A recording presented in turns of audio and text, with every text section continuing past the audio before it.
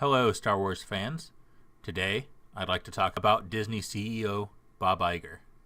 Specifically, his career at Disney and the growing blemish on his career that is Lucasfilm. He took over Disney in the year 2005, and the value of the company's shares has more than tripled under his hand. Mostly because he purchased more intellectual properties for Disney, like Marvel Entertainment and Star Wars. He also worked to improve its international presence with theme parks in East Asia.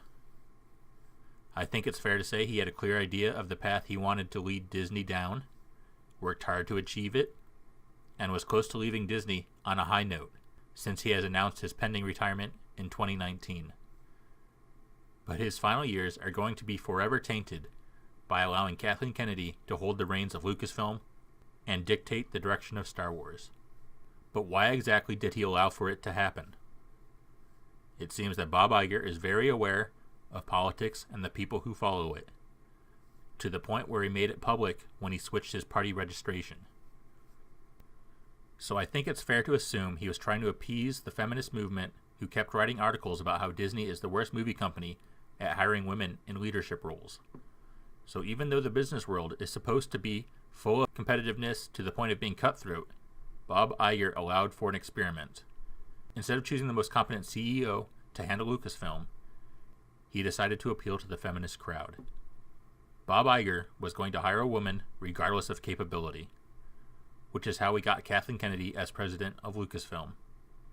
He allowed Kathleen Kennedy the freedom to dictate the future of what was once the largest movie franchise at the time, Star Wars. He just didn't expect that decision to backfire as quickly as it has. In only 4 movies, Star Wars has started to bomb at the box office.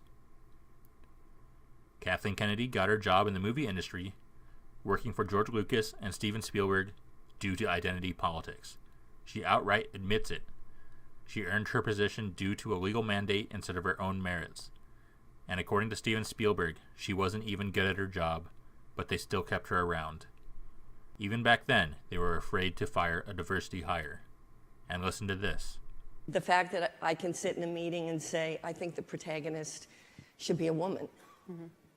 I think that those are the kind of changes that are really, really important in our business.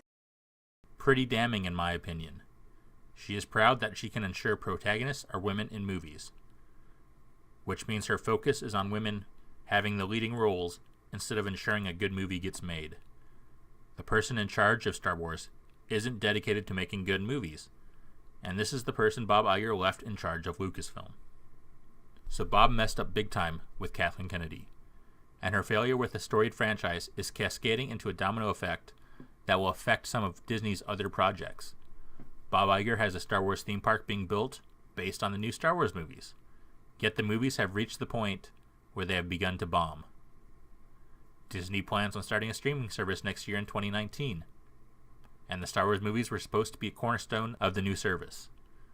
Yet Kathleen Kennedy sold the broadcasting rights to the TV network Turner Broadcasting for a quick buck, which probably made Lucasfilm look good to the shareholders in 2016, but now reveals how unqualified Kathleen Kennedy is in making long-term decisions.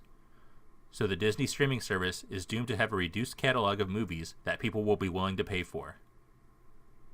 So it bombed and caused Disney's shares to drop, which aggravated shareholders, which happened when Disney was offering billions in shares to purchase 21st Century Fox. So yes, Kathleen Kennedy is negatively affecting other aspects of Iger's company. Not only that, she is affecting Bob Iger's pay. Disney shareholders voted against Bob Iger's pay package after The Last Jedi. Yet Bob Iger still had Kathleen Kennedy's contract renewed for another 3 years. Why? I think it's because he only had the option of 2 bad choices. 1, he could let her go. This would please the shareholders, yet Disney would face a possible sexism PR nightmare from the vocal SJW community. Or 2, he keeps Kathleen Kennedy around to spare himself from allegations of sexism and then try and feed the shareholders the excuse that no one wanted her job. That excuse might fly since it's known that Bob Iger held a meeting to figure out how to fix the situation at Lucasfilm. So Bob Iger obviously chose option number 2, which doesn't leave him facing allegations of sexism. So obviously that was the best choice for him. So yeah. Now continuing on, here's a line I think you've all heard before. You either die a hero, or you live long enough to see yourself become the villain. Now you might be asking yourself, why does that quote matter in context of this video? I think it's because people expect heroes to make the difficult yet correct choice.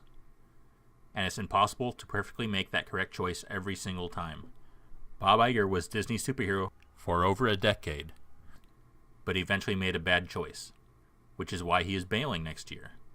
Isn't it surprising he announced his future retirement right as the editing of The Last Jedi finished? As if he realized his bad choice and wanted out before getting painted as a villain?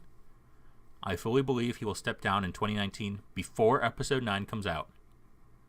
And since Kathleen Kennedy will still be in charge of Lucasfilm, I think he is hoping the fallout and flack of Episode 9 doing poorly at the box office, and that the Star Wars theme park won't do as well as expected, and that the streaming service won't be as profitable as planned, and that all that blame will land squarely on Kathleen Kennedy's shoulders.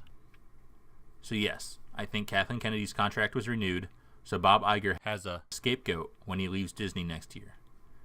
And I also think he only made the decision to have Kathleen Kennedy as president of Lucasfilm in order to prevent articles like this that try and paint Disney in a bad light. But however things might end, I think Kathleen Kennedy, Lucasfilm, and Disney Star Wars will always be a nasty stain on Bob Iger's entire work career. Largely because a man's legacy is determined by how the story ends. If you've listened this far, maybe go check out some of my other videos. And if you like the content I'm putting out, click that subscribe button and... May the Force be with you.